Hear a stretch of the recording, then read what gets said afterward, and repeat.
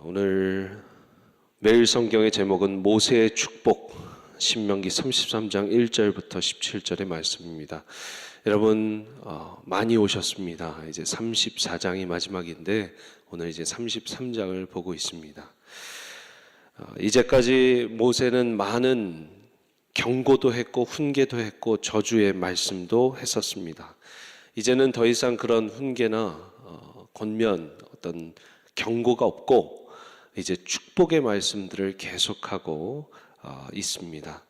임종을 앞둔 모세의 유언이자 축복의 기도, 각 지파들에 대한 축복의 기도가 오늘 말씀부터 이제 시작이 되는 것이죠. 1절 보시면 하나님의 사람 모세가 죽기 전에 이스라엘 자손을 위하여 축복함이 이러하니라 이렇게 시작합니다. 오늘은 모두 축복의 기도가 이제 시작되는 거예요. 2절부터 5절 보시면 가장 보시는 말씀, 신의 산에서 오시고 하나님께서 여호와께서 신의 산에서 오시고 세일산에서 일어나시고 바란산에서 비추시고 일망성도 가운데 강림하셨고 그의 오른손에는 그들을 위해 번쩍이는 불이 있도다 이렇게 말씀을 하십니다. 신의 산, 세일산, 바란산 이렇게 정확한 명칭들을 지금 백성들에게 말하면서 축복의 메시지를 시작하는 이유는 이 산지들을 지나면서 너희가 하나님께서 함께 하셨다라는 기억해라 라는 말씀이죠. 신의 산에서 호렙산이라도 부르는 이 산에서 하나님과 계약을 맺고 하나님께서는 이스라엘의 백성이 되십니다. 이스라엘 백성들에게 율법을 주시고 영광스러운 하나님의 임재를 백성들이 현현하게 된다, 경험하게 된다. 이 호렙산, 신의 산 굉장히 기억해야 되는 말씀, 이 산이죠. 마운트 사이나이. 세일산은 가나안 땅으로 가는 도중에 지나야 하는 산으로 알려져 있습니다. 바란산은 아마 이 모세의 지금 긴 설교를 듣고 있는 이 산, 지금 백성들이 함께하고 있는 산이 바란산인, 바로 앞에는 가나안 땅이 보이고요. 이제 요단강이 앞에 눈에 펼쳐져 있습니다. 약속의 땅이 바로 눈앞에 보이는 그 산지에서, 이 산이라고 하는 건 다 산지거든요. 산지 어느 쯤에서 보고 있는 거예요. 보면서 이제 앉아서 모세의 말씀을 듣고 있는 거겠죠. 이 백성들은 잘 알고 있습니다. 신의 산에서, 세일산에서, 바란산에서 하나님께서 그들과 함께 하셨다라는 걸 잘 알고 있습니다. 여러분은 인생의 어떤 산들을 지나오셨습니까? 20대의 산, 30대의 산, 40대의 산, 50대의 산, 60대의 산, 70대의 산, 그 이상 그 산을 넘어오시면서 하나님께서 여기서 나와 말씀으로 시작하게 해주셨고, 여러분 우리에게도 신의 산이 있잖아요. 처음 예수 그리스도를 만나서 영접하고 그 뜨거운 감격이 있었던 신의 산, 광야 생활을 하면서 지내왔던 그 세일산, 이제 하나님께서 주신 그 약속의 땅 머지않아 보게 되는 바란산, 우리 인생에서도 그 여러 산지를 거내면서 하나님께서 여러분을 떠나셨습니까? 아니라는 것이죠. 하나님께서 우리와 늘 동행하신다. 첫 번째, 오늘 이 본문 말씀을 우리가 묵상하면서 기억해야 되는 것입니다. 하나님께서는 우리와 늘 동행하시는 하나님. 그래서 제가 찬양을 오늘 찾다가 어떤 찬양이 오늘의 말씀과 가장 맞을까? 주 너를 지키시리라. 아무 걱정, 아무 염려하지 말아라. 오늘도 주 너의 하나님이 너를 지키시리라. 아멘이십니까? 하나님께서는 오늘도 여러분들과 함께하고 계십니다. 이때 이 이스라엘 백성들과도 함께 하셨던 하나님, 오늘도 우리와 함께 산지를 거닐고 계시는 하나님, 그 하나님을 의지하시면서 나아가시기를 축복합니다. 여러분, 그냥 산지를 지내는 것이 아닙니다. 왜 하셨는지가 참 중요한데 오늘 모세가 이렇게 얘기합니다. 3절에 여호와께서 백성을 사랑하시나니, 백성을 사랑하셔서 그렇게 하셨다라는 거예요. 저와 여러분의 인생 가운데 하나님께서 함께 하셨고 함께 동행하셨고 모든 것이 하나님의 은혜다. 나를 지으시니도 하나님, 나를 부르시니도 하나님, 나를 보내시니도 하나님, 내가 나 된 것은 하나님의 은혜라 우리가 찬양하지 않습니까? 그 하나님의 모든 은혜 가운데 우리가 함께하고 있다면 why? 왜 하나님이 그러셨을까? 왜 하나님이 우리에게 은혜를 주셨을까? 왜 하나님이 하나님 믿게 하시고 예수 그리스도 믿게 하시고 성령의 은혜를 충만해서 성령 충만함을 간구하면서 우리가 늘 살아갈까? 바로 because He loves us. 하나님이 우리를 너무너무 사랑하셔서. 다시 한번 여러분들께 오늘 이거는 묵상이 아니라 선포입니다. 하나님은 당신을 사랑하십니다. 할렐루야. 하나님은 나를, 하나님은 우리를, 하나님은 여러분들을 너무너무 사랑하십니다. 제가 목회를 길지 않은 시간 가운데 했지만 10년 정도 했지만 제가 이 목회하면서 말씀을 묵상하면서 또 그 전엔 평신도로 회사원으로 살면서는 제가 요즘 더 느끼는 건 사랑이라는 단어를 너무나 저는 묵상하고 있어요. 여러분 제가 솔직히 말씀드리면 하나님 당신을 사랑하십니다가 이렇게 막 제가 되게 부끄러웠던 적도 있고 우리 서로 축복하라고 그러잖아요. 하나님 당신을 사랑하십니다. 이런 거 교회에서 하시라고 그러잖아요. 그러면 제가 되게 민망했어요, 조금. 그리고 약간 그런 거 잘 못했어요. 여러분, 제가 1.5세니까 그런데 여러분들이 아마 2세들은 더 그럴 거예요. 우리 그런 회복사역 하시고 또 상담사역 하시는 분들은 그러시더라고요. 이 이성적으로 계속해서 성경을 보고 이성적인 그 사회문화권, 우리 미국은 굉장히 로지컬 하잖아요. 이성적이잖아요. 좌뇌가 계속 발달하고 우뇌가 둔감해지면 여러분 이런 단어, 사랑합니다라는 단어가 되게 어려워져요. 그리고 인생 가운데 혹시나 마음에 상처가 있고 삶에 상처가 있고 구멍이 나 있으면 하나님은 당신을 사랑하십니다 하면 하나님 당신 나를 사랑하는구나 이렇게 되는 게 아니라 뭘 날 사랑해. 그런데 왜 나한테 그런 시간을 주셨어? 이 삐뚤어져요. 구멍이 있어서. 부모님과의 사랑, 자식과의 사랑, 어렸을 때 저와 여러분들이 기억하지 못했지만 어떤 트라우마 이런 것들이 있다면 그 사랑이라는 단어에 굉장히 예민하고 알러지 반응을 일으킬 수밖에 없다는 거예요. 근데 여러분, 하나님은 당신을 사랑하시고 우리는 그 사랑을 전해줘야 됩니다. 그래서 예수 그리스도께서 제자들에게 마지막 권면한 것도 사랑하라. 사랑하라. 서로 사랑하라. 그 사랑하는 것 때문에 세상이 너희가 내 제자인 걸 알리라 말씀하신 거예요. 사랑. 제가 최근에 아버지 학교를 다시 들었습니다. 원래 아버지 학교를 한 5년 전에 수료했는데 일부러 다시 들었어요.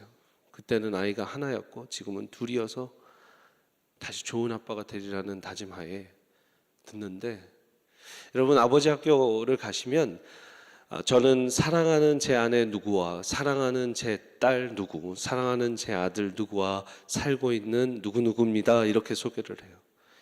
근데 이 말도 되게 편하지가 않은 거죠. 사랑하는 제 아내 누구누구와. 그렇게 평소에 안 부르니까. 그렇게 표현을 안 해봤으니까 잘. 그렇게 한 3, 4일 또 어떤 아버지 학교는 일주일 이상 하면서 사랑하는 제 아내 누구누구와 이게 굉장히 익숙해지는 거예요. 그래서 제가 여러분 요즘에 이제 세미나들 이렇게 보면 우리가 당연히 해야 되는 말을 하게 해주는 게 사실 그 세미나의 목적이에요. 되게 단순하죠. 어떻게 보면. 아내에게 여보 사랑해. 나에게 여러 참 상처도 주고 또 감사함도 주셨던 그 아버지에게 어렵게 아버지 사랑합니다 한마디 할 수 있게 해주는 게 요즘 세미나의 목적이에요. 왜? 그 당연한 걸 못하니까. 그 당연한 걸 못하는 이유는 뭘까요? 우리 안에 구멍이 생기고 어려움이 생기고 마음이 상하고 상처가 있는 거예요.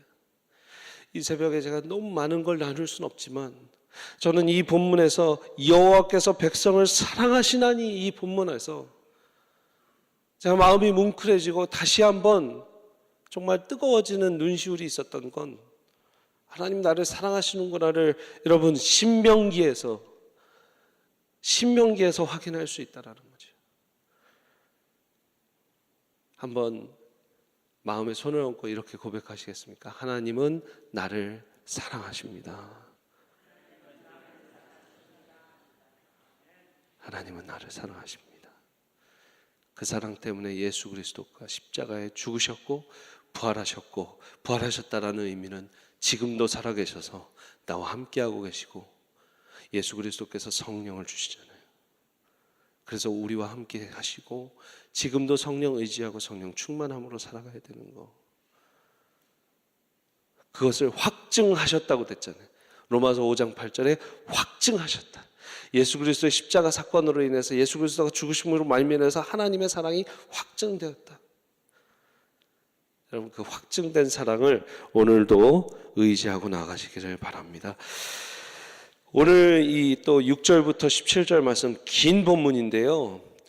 내일 본문까지 이어서 이제 12지파를 계속해서 축복하는 장면이 나옵니다. 오늘 말씀에는 6절에는 루벤 지파를 축복하고 7절에서 유다 지파, 8절부터 11절까지는 레위 지파를 축복합니다. 12절에서는 베냐민, 13절에서는 요셉이라고 시작하죠. 요셉에 대하여는 근데 17절 마지막 보시면 에브라임 자손은 만만이요 므낫세의 자손은 천천히로다. 왜? 므낫세와 에브라임을 요셉 이렇게 묶어버린 거죠. 당연히 두 아들이니까 이 이름을 부르면서, 지파를 불러주면서 요셉이라고 그냥 묶어준 거예요. 루벤 지파는 6절 다시 보시면 소수지만 후손이 끊어지지 않고 번성하게 하는 그런 축복을 주셨어요. 유다 지파에서는 좀 길지만 결과는 전쟁에서 승리하는 강력한 힘이 있기를 바란다라고 축복하셨습니다. 레위 지파는 성직이죠. 성직을 맡아서 임명된 특별한 사명에 전념할 수 있도록, 9절 보시면 부모에게 대하여 이르기를 내가 그들을 보지 못하였다. 형제들을 인정하지 아니하고 자녀를 알지. 그만큼 부모, 자녀, 형제들까지 신경 쓰지 못하는 상황에서라도 하나님의 말씀을 준행하고 주의 언약을 지킴으로 그의 성직 직분을 다해라 라는 말씀이에요. 레위 지파에게 주시는 축복입니다.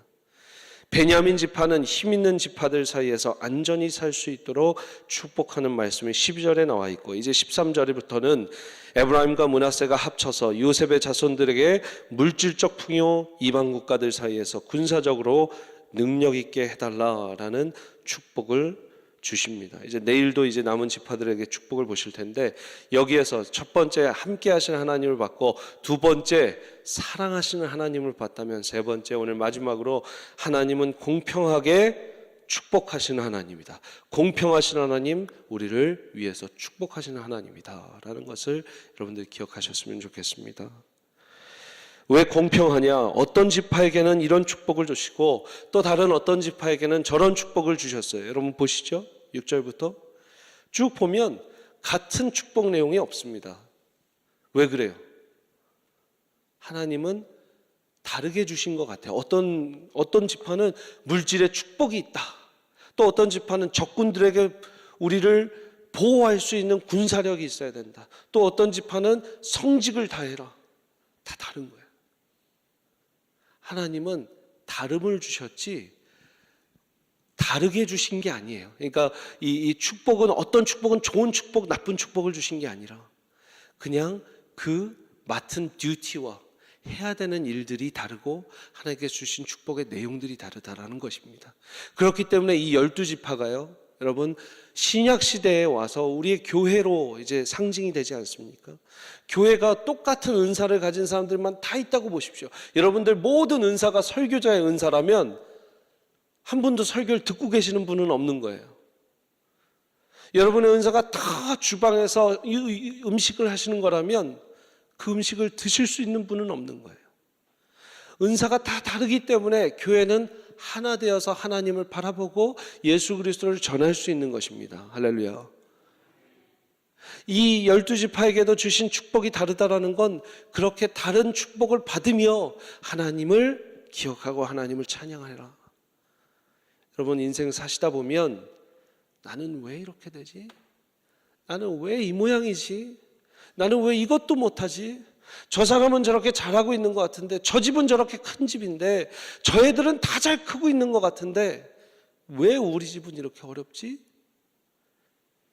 하나님께서 축복의 분량이, 축복의 내용이 다르실 수 있다는 거예요. 이거 믿으셔야 돼요. 우리의 가족에게 주신 특별한 사명이 있고 내 직업에 주신 특별한 소명이 있다는 거예요. 여러분, 최근에 우리 방선기 목사님 오셔서 세미나 하셨는데, 전 이랜드 사목이시잖아요. 이랜드 그룹을 또 사장을 하신 분은 박성수 사장님이에요. 여러분, 만약에 방선기 목사님이 박성수 사장님을 보시고 사목인데 그 회사의 목사인데 사장을 보고 내가 사장해야겠다 하면 그거 안 되는 거죠. 박성수 사장님이 또 내가 사목도 해야겠다, 나는 목회도 해야겠다 하는 거 아니라는 거예요. 기업을 운영하는 사람은 기업을 운영하고 그 기업의 사목으로 계시면서 말씀을 전하시고 그 임직원들을 예수 그리스도께로 오시게 하는 분은 또 그 사목의 위치이고, 그래서 우리의 분량이 다른 것이고 우리에게 주신 소명과 사명이 다른 것, 그거 공평하신 하나님을 믿고 가지 않으면 나는 왜 이러지? 내 상황은 왜 이러지? 이렇게 나를 보게 되는 것이죠. 공평하신 하나님을 바라보고 나를 바라보시지 않기를 바랍니다. 왜? 내가 내 모습 보면 너무나 초라하고 한없이 작은데 하나님이 보시는 나는 이렇게 많이 사랑받는 나이기 때문이에요. 여러분, 하나님이 보시는 여러분들을 바라보시고 여러분이 보시는 여러분을 바라보시지 않는 오늘 하루가 되시기를 축복합니다.